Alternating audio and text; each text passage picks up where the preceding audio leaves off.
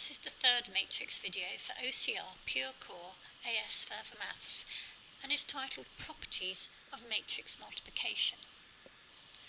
In the previous session, we learnt to multiply two conformable matrices.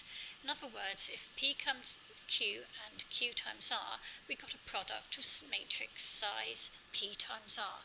In other words, the number of columns in the first matrix had to equal the number of rows in the second. In these examples for A and B, we can see that A is of size 2 times 3 and B is of size 3 times 2. So therefore, A and B are conformable when you multiply them, and they end up with a product AB, which is a 2 by 2 matrix. What about B times A?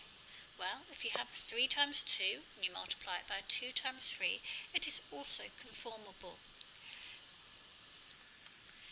But you may, of course, have realised that the size, when you get a 3 times 2 multiplied by a 2 times 3, is likely to end up being a 3 times 3. Well, let's have a look at this. Just to remind ourselves from the last session, we're going to have 1 times 2 plus minus 2 times minus 1, 1 times 3 plus minus 2 times 2, and a third 1 times 1 plus minus 2 times 4.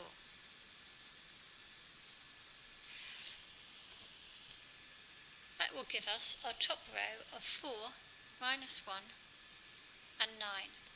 If we go on to work out the other cells in the way that we did in the previous session, we would end up with a 4, 6, 2, minus 13, minus 2, minus 24. You may want to pause the video at this point to check that you can still do that for yourselves. As you can see, the result is that BA is of size 3 by 3. When we multiply two normal numbers, for example 6 times 7, we get exactly the same result as if we'd multiplied 7 times 6. So it may be quite a surprise to realise that multiplying two matrices doesn't work necessarily in the same way. Here, AB is clearly very different to BA. Whereas we had 6 times 7 is the same as 7 times 6, that was what we call the commutative property. In general, however, matrix multiplication is not commutative. In other words, AB is not often equal to BA. It is important that you remember that the order in which you multiply matrices together really does matter.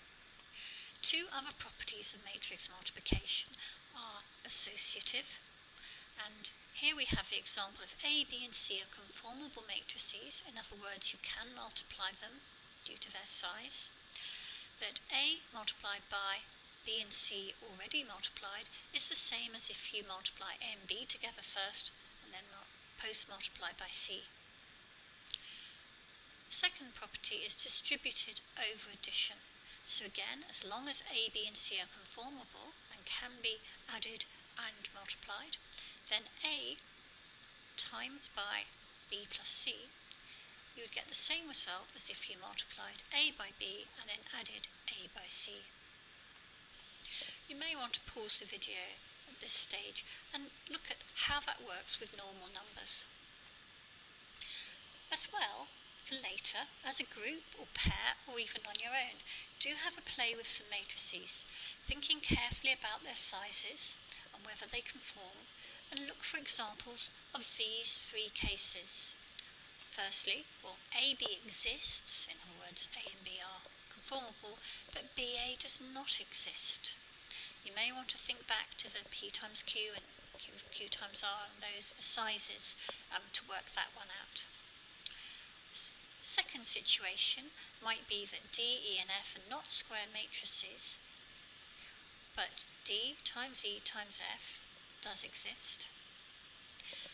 And thirdly, try and think of a situation where M times N, where M and M are both matrices, is the same as n times m.